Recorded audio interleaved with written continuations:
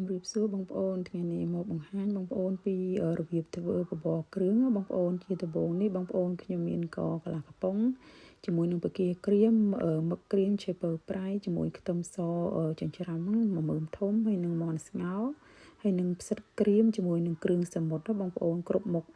ជាដំបូងនេះបងប្អូនខ្ញុំដាក់ខ្លាញ់បន្តិចកូរខ្ទឹមសឡើងឈ្ងុយបន្ទាប់មកខ្ញុំចាក់បកាក្រៀមមឹកហើយនឹងឆេពើប្រៃហ្នឹង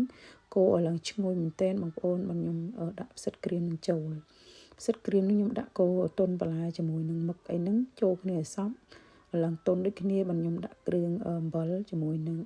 ស្ករសបងប្អូនមួយចុងស្លាបព្រាប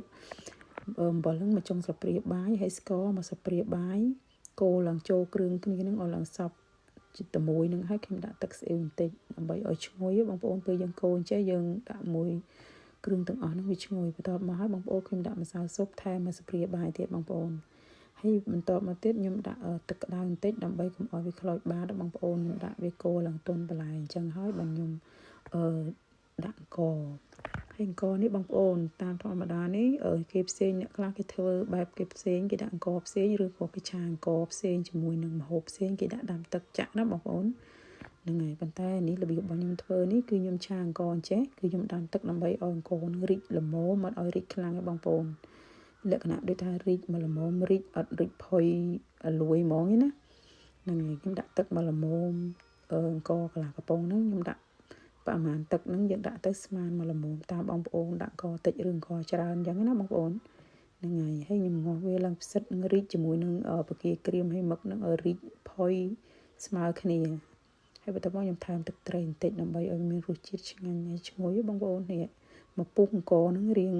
បែកគ្រាប់តិចតិចវាអត់ទាន់ផុយល្មមទេថែមតែ2នាទី3នាទីទៀតនេះអង្ករនេះបងប្អូនរីកល្មម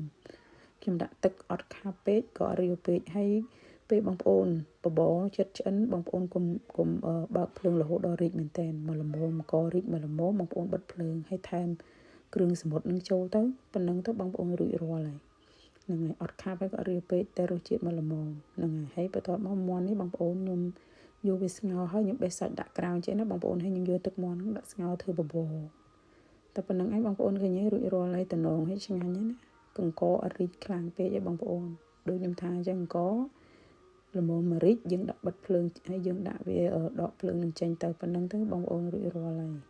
ហើយបបរគ្រឿងដាក់គ្រឿងតាមបងប្អូនចូលចិត្តតែខ្ញុំអត់មានសណ្តែកបដោហើយបងប្អូនខ្ញុំដាក់ស្ពៃក្តោបជំនួសហើយបេះមាន់ខ្ញុំហែកមាន់អត់កាប់តែខ្ញុំហែកចំណិតដាក់ពីលើដើម្បីយើងដេកវាឲ្យស្អាតអញ្ចឹងណាហ្នឹងហើយតាមបងប្អូនចូលចិត្តចឹងតែខ្ញុំមានអីខ្ញុំដាក់ហ្នឹងហើយបងប្អូនតែអត់មានសៀងមានអីចឹងខ្ញុំដាក់ទឹកម្ទេសដាក់ខ្ទឹមពងជីហើយនឹងស្ពៃក្តោបអញ្ចឹងណាបងប្អូនហើយក្រូចឆ្មាស្ករបន្តិចទឹកស្អ៊ីវបន្តិចហ្នឹងហើយដាក់ដូចថាគ្រឿងក្រៅតាមបងប្អូនចូលចិត្តតែប៉ុណ្្នឹងបងប្អូនមើលទៅតំណងហើយឆ្ងាញ់ហើយរសជាតិមកល្មមមិនខាប់ហើយក៏មិនរាវពេកទេបងប្អូនសាកមើលទាំងអស់គ្នាអរគុណច្រើនបងប្អូន